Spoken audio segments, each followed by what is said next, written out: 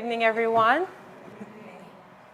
We're so glad to see everyone back again for another edition of Seed Time and Harvest, where we have been practically showing you how to grow your food wherever you are. Right. And so we want to just review real quick with our members here. Yes. So for the past 6 weeks, we've been talking about seed sprouting. We demonstrated how to sprout our seeds using our Ziploc bag method.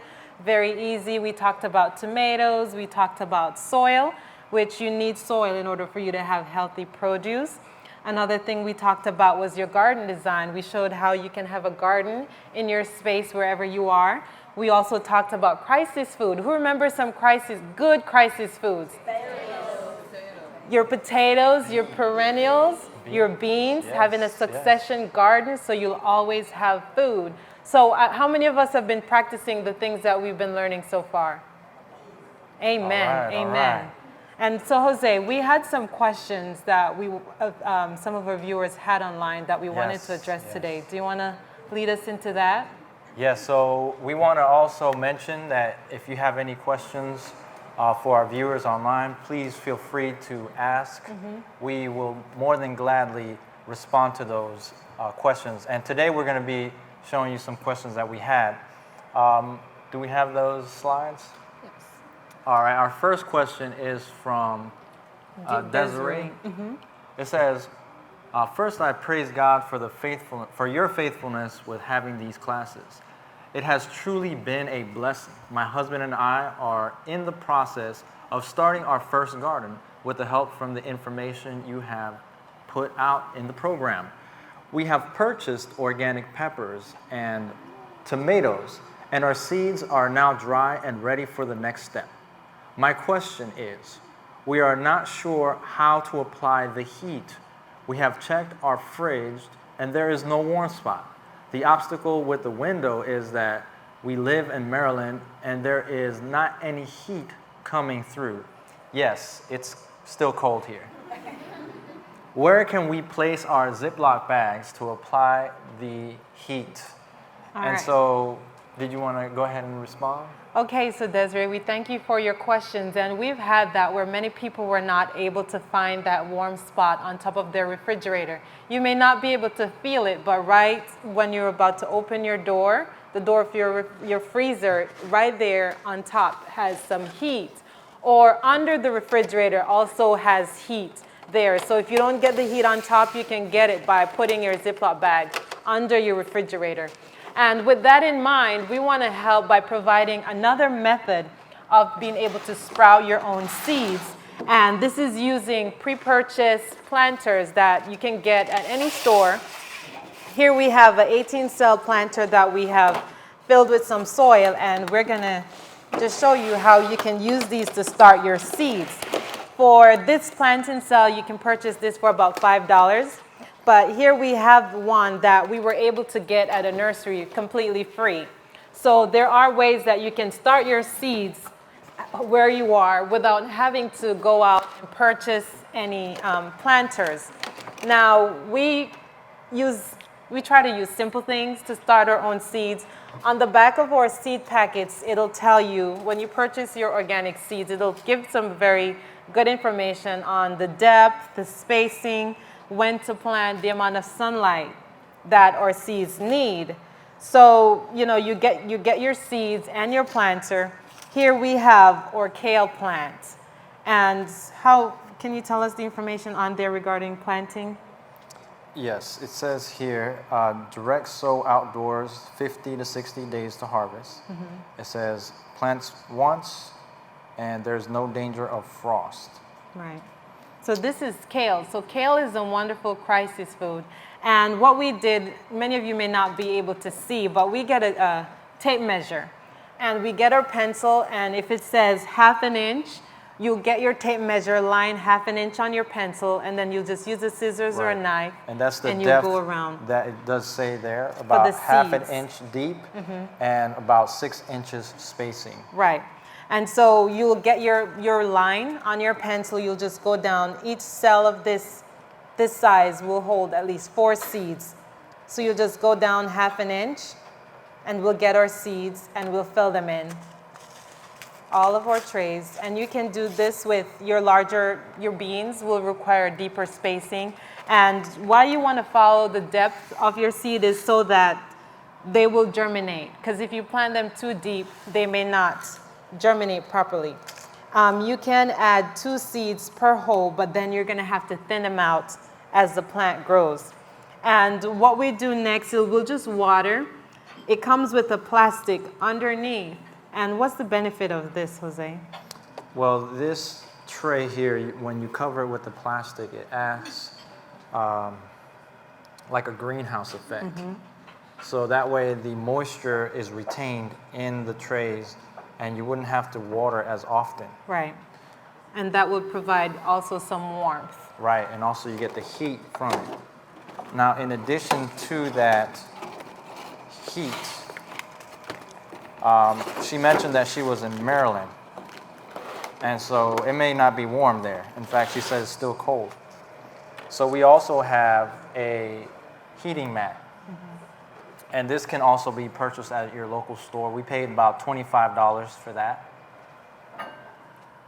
And the benefits of this is that you can put it underneath the tray and that'll keep it warm. If you live in the northern regions where Desiree lives, and that'll help her to sprout the seeds even quicker to get that heat that she was looking for that she couldn't find on top of her fridge.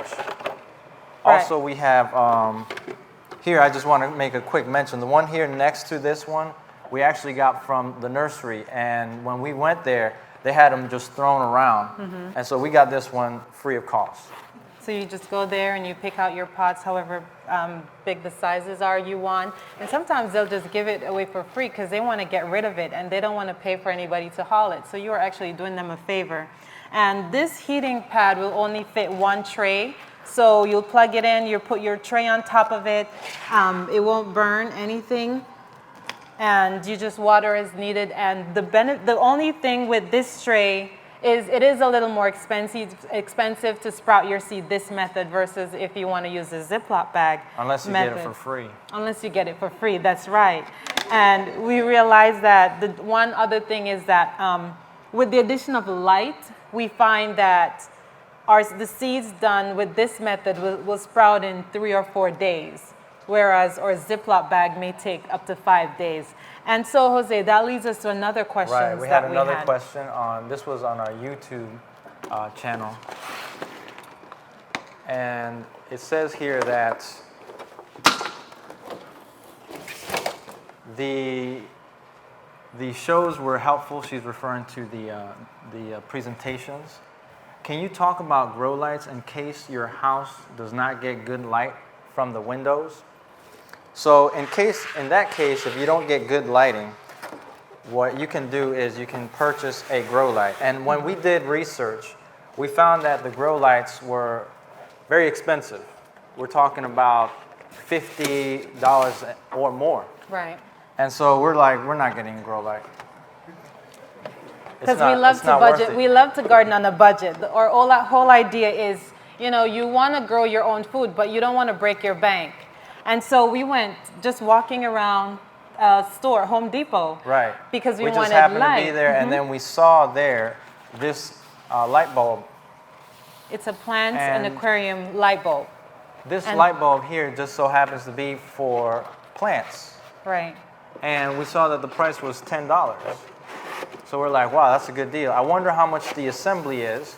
So we went over to the lighting section of the store, and we saw this assembly. And that was $11. And this was $11. And so for right around $30, we got the grow light assembly, and we put it up in our house. I think we have a picture of that. Yes. Right. Yes. At the top. You see right there. You see we have the light put up. We put this assembly on top of our wall unit there that we made with the seeds.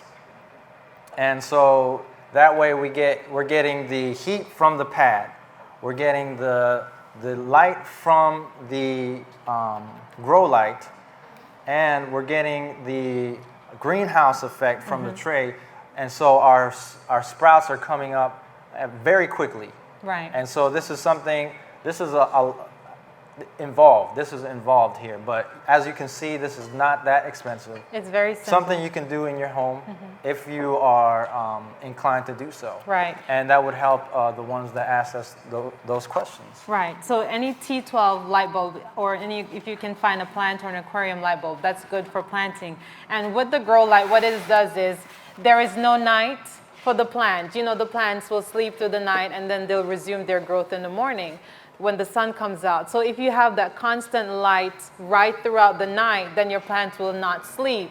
So you'll have a lot more energy in your plant because they will just keep growing and growing, and you'll find that your plants will grow a lot faster when you have the light with the heat and the greenhouse effect going on in your environment. You can put this in your garage. All you'll need is a big enough table to rest your light about 2 feet above your plants. And you just let it stay. They are energy efficient bulbs, so you don't have to worry too much about your light bill going up. So those are very beneficial. All right, and so let's keep going here. We're going to talk today about something else. We're gonna continue with the thought that we had from last week, which are perennials. Does anybody remember what perennials are? You plant once and you harvest for many years, right?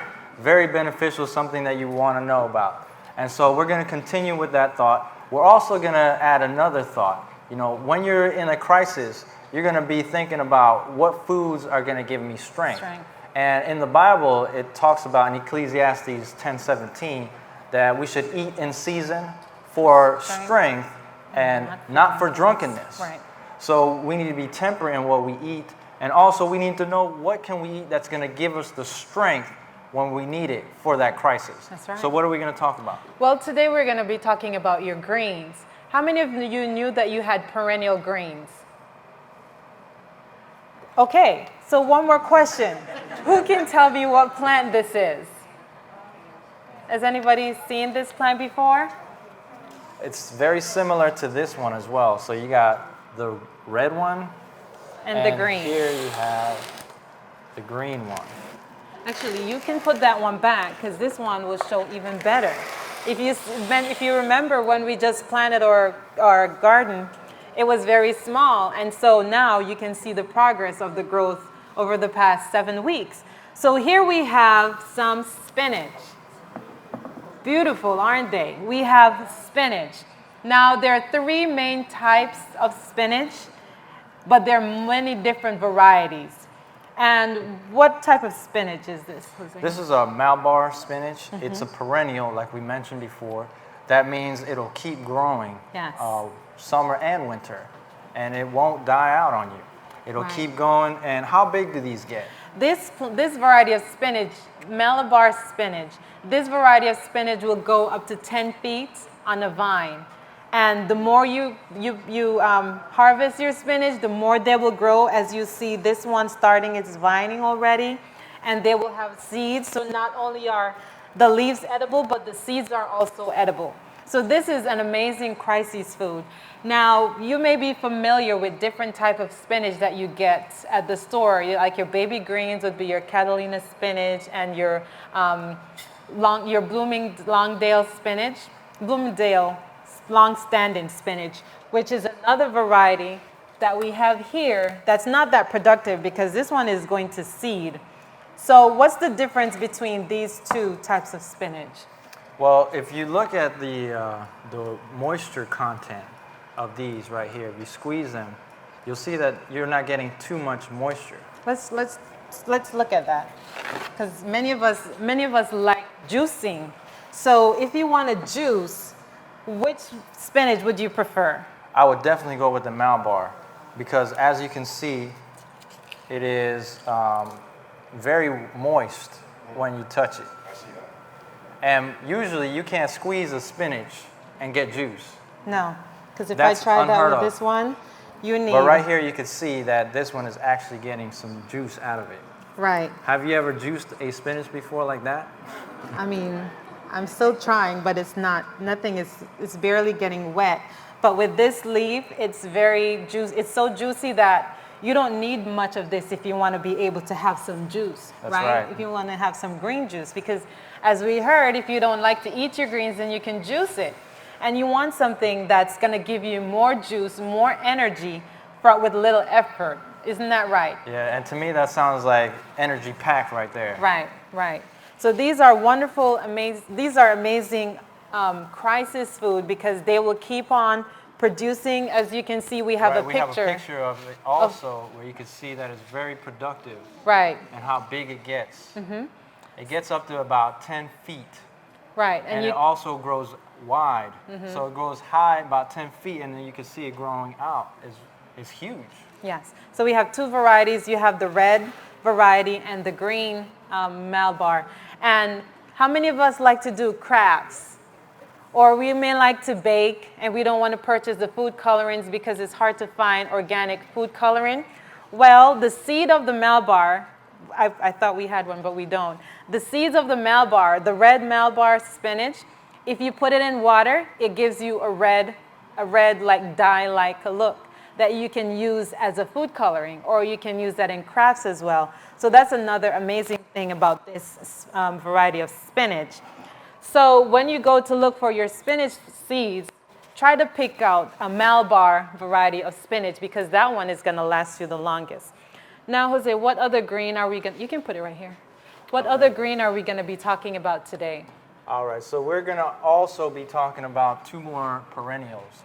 Those are going to be collards and kale that you can actually keep growing, and the plant won't die the first year as your annuals, or even the second year as your biennials. Right. So these perennials, the kales and the collards, and I believe we also have a picture of that.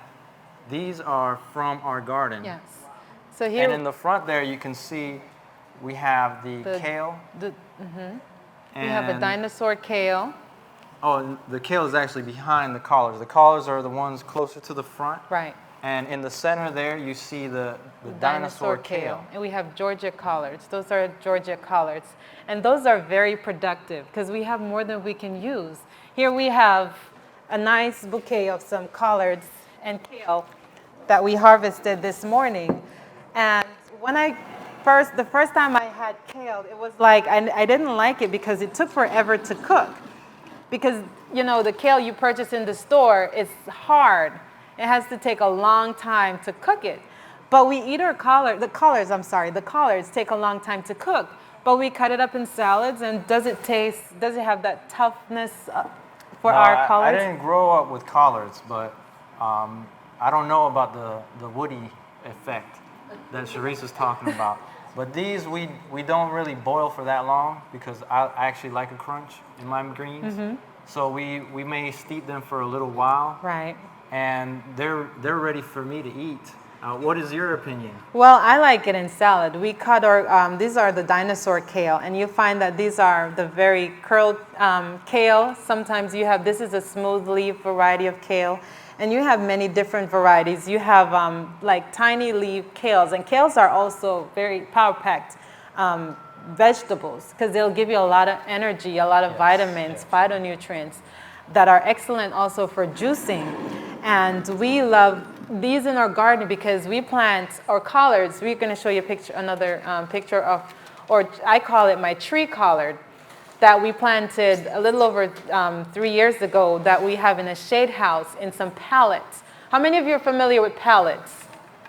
The pallets that you ship things on. So you can actually use that for a garden. We're going to show you in a later video how you can have a pallet garden.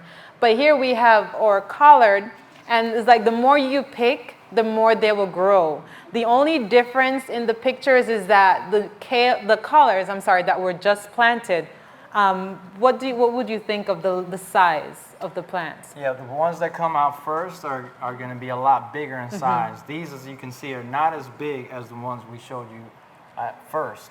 And also, what you see around that is we have a shade house that we happen to put around it to keep it cool.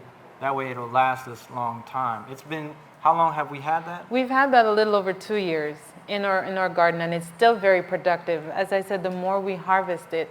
Right, and also it started getting runoff from the other plants. Yes. And then it started shooting off on the side. You see there another patch Collard is coming up at the bottom. So these are excellent food to have in your garden if you want to have food throughout a time of crisis, because it will always be producing. We have our collards there. This year we plant collards, and then next year we're going to plant collards. And do we throw away what we don't need? How would you preserve these? We want to show you how we would store these now. Last time, or 2 weeks ago, we showed you how to blanch your vegetables. So what you would do is you would blanch them, and you can actually put them in a vacuum seal. And we have one, right? Yes. And so what that does is that keeps it from having any freezer burn. Right. As you see with this one was vacuum sealed, and all we did was blanch it, put it in this vacuum bag, and we have the vacuum seal machine right here. Let me just bring it up so they can see it, which looks like this. This is how we are able to do that. Right, right. And it's very simple. You'll just blanch your kale, you put it in your bag, you seal it, and you put it in the freezer. And how long will this generally last for in the freezer? Well, it'll last in the freezer for a very long time. But we like to date ours probably around 6 to 8 months. Right. So that we can rotate them and use the ones that have been there the longest. Yes. Before we put some more in the freezer. That's right, because it can stay longer, but the longer it's there, your greens stay in your freezer, they lose that nutrition. So you want to use it, and then you add more to your freezer, so you'll always have a supply of your greens. And this is excellent. One thing I want to encourage every family, if you want to preserve food, there are things that you're going to need. So as we mentioned, you start a gardening budget so that you can be able to purchase things that you need for your food, to have food throughout a time of crisis. So I would recommend to have a dehydrator. A dehydrator would be excellent to have, a vacuum sealer or a pressure canner, so that you can not, I wouldn't say can, but you can jar your produce. So you'll always have things ready for a time of crisis. That's right. So that's not going to be the last. We have one more to show you, and that's going to be dehydrating. And dehydrating is another great way to store your greens. And right here we have our dehydrator. It's actually dehydrating right now. We have some greens inside of here already dehydrating. And we're also going to show you how to dehydrate it. Now, Sharice, do you just throw the whole thing in the dehydrator and let it just dry up? No. When you dehydrate anything, of course, you want to make sure that it's clean. So we'll wash our collards, and the stem is the water content in the stems are very high. So of course, those will take a longer time to dehydrate. The reason why we would not recommend adding the stem to your greens when you dehydrate is the leaves may be done and they'll feel crispy, and you think, okay, all is well with my dehydrated vegetables. But then there's still water in the stem. And what's going to happen is that water in the stem is going to go to the rest of the vegetables, and then it's going to get moldy. It's going to spoil. So we would not recommend adding the stem. So it's very simple. We have 2 extra trays here on the other side. We're just going to cut the stem off of our vegetables. And Jose, what did I do the first time we got our dehydrator? You dehydrated everything that we had. I was in the storage mode. I went in storage mode, so I went in my freezer, all my beans. We dehydrated everything, and we put them in or mason jars. And we have them. Rehydrated vegetable soup is excellent. It's awesome. And that's something we have done. Your beans, your peas, your greens, you can dehydrate things, and those will last up to a year. So that's something that you want to consistently do, so you'll always have vegetables. And when I'm going to ask you to pick that up. So maybe you can put it close to your mic. This should be done. When you can make chips too with your dehydrated vegetables. Make kale chips, you make collard chips, and that's when you know that it's done. When it's falling apart, you dehydrate on your lowest settings. If you don't have a dehydrator, you can also use your oven. You put it on the lowest setting, ours was about 170. And it won't burn. You just let it stay there for in the oven, it would be about 3 to 4 hours. In the dehydrator, it would be about 6 hours. And of course, the greater the water content, the longer it's going to take for your produce to dehydrate. Now, Sharice, in a time of crises, we probably won't have any electricity. Is there a method where you can dehydrate without any? Yes. Back home, we use the sun. You get a tray, you put it outside, and the sun will do the work for you. Just have to make sure that there's no critters and that there are no black clouds in the sky when you go to dehydrate your vegetables. So that's another excellent thing. And what we do is we get our greens and we put them in a mason jar. A wonderful way that we sterilize our mason jar for greens. Of course, you don't want to boil it because then the water is going to still be in there and that's going to get in your vegetables. So we put it again, or oven on the lowest setting. You clean your jar, you wash them, and then you're going to turn it down on a cookie sheet or any form of a pancake sheet would be better because it has the holes. You'll put it down on your tray and you let it stay in your oven for about an hour, and that's going to sterilize it. Now, with your lids, you want to make sure that there is no dent or any creases or any scratches, right? On your lid, you're going to put this in some water to boil for about 2 minutes. When the water starts boiling, you turn the water off and let the lid stay in the hot water. You're going to use a metal to pick, or a magnet. You have some magnets that you can use to pick up your cover. Just get your paper towel, barely wipe, and then you put it on your jar. And that's going to seal it. Within a few minutes, you should hear the pop. And that's how you'll be able to store your vegetables when you dehydrate. And of course, you store your dehydrated vegetables for up to a year. Isn't that wonderful? Yes. So I think just that part of the whole thing should be done separately. Okay. Because it's very important to know. Oh, yes. I think we need to have a whole section on just storing. Storing food. Because we need to know how to properly store food, especially when you're jarring. You can also jar, because we use our tomatoes. When we get a lot of tomatoes, we make sauces, we make so many different things. And that's a wonderful way of storing food.